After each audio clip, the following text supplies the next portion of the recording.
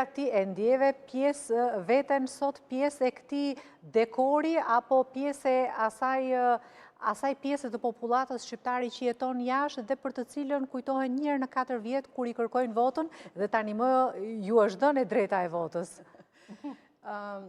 Do të them që e kam ndjerë veten të pjesa majorene të diasporas, sësa të ajo pjesa që thatë pak më përpara, që nuk ishim aq shumë të përfaqësuar sa do të kishim pritur.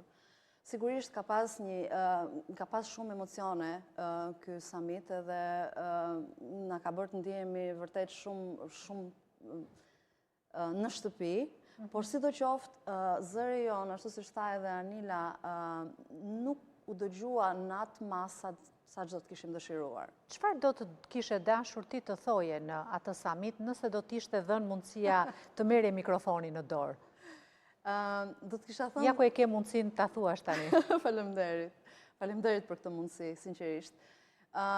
Duke qenë se kam qenë një nga të paktat që kanë ardhur, që e kam përfaqësuar shtetin sloven këtu sot, do të doja ta prek problematikën e mësimit të gjuhës shqipe në Sloveni, sepse me të vërtet me shumë sakrifica po mundohemi ta mbajmë gjallë.